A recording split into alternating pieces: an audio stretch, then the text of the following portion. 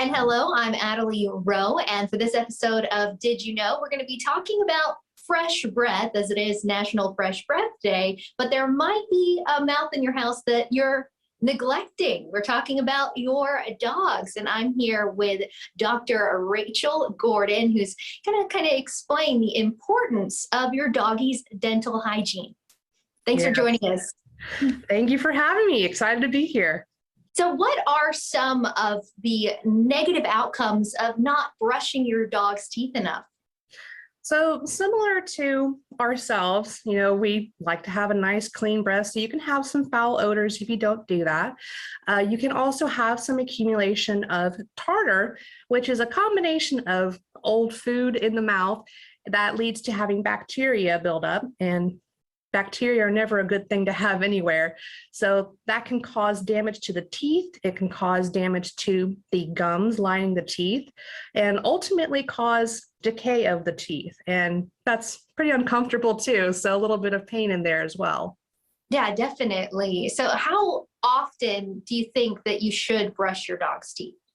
So it's going to depend on the dog or even cat. But what I typically recommend is if they're able to try to do it at least, a minute or so, once to twice a day, that's going to bring a lot of benefit. Anything that you're able to do to try to get that excessive bacteria plaque off the teeth is going to be beneficial in the long run. Yeah, definitely. One thing that I do with my dog is I use beef flavored toothpaste and try to make it kind of a treat. And so she enjoys it. And there are other ways of kind of keeping their mouths clean. Maybe treats and some toys can do that. But do you think that has about the same benefit of brushing, or brushing's really the way to go? There are pluses and minuses to both sides.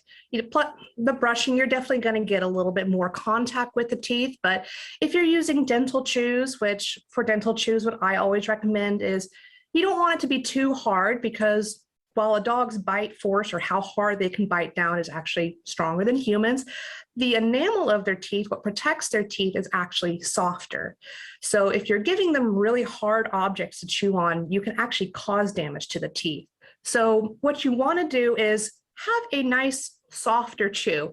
What I typically say is if you're able to have a little bit of a bend in it, you don't have to snap it all the way, but just a little bit of a bend in it, or even just taking your thumbnail and making an indentation mark on it, that can kind of give you a good estimate for how hard it's going to be for your dog's teeth. And that's kind of what I'm looking for when I'm giving my own patients their chews. A lot of people might use some rope toys, kind of help floss in between those teeth too, but any rubber toy is really good at, once again, we're just trying to get that contact with the teeth to help scrape everything off. Besides tooth decay and potentially losing teeth, are there any other health-related issues due to all the bacteria in the mouth that can happen? Yes, so there actually are studies that have shown that dental health can be correlated to cardiac health, because when you're chewing down their food, some of that bacteria gets into the bloodstream through the gums, and that can actually cause issues down the road as well. What tip would you have for someone whose dog or cat is just like, yeah, don't get anywhere near me, I'm not going to let you brush my teeth? Definitely. So if you're able to start off really slowly with, just introducing the toothpaste flavor first, and, after a week or two of that, introducing the toothbrush.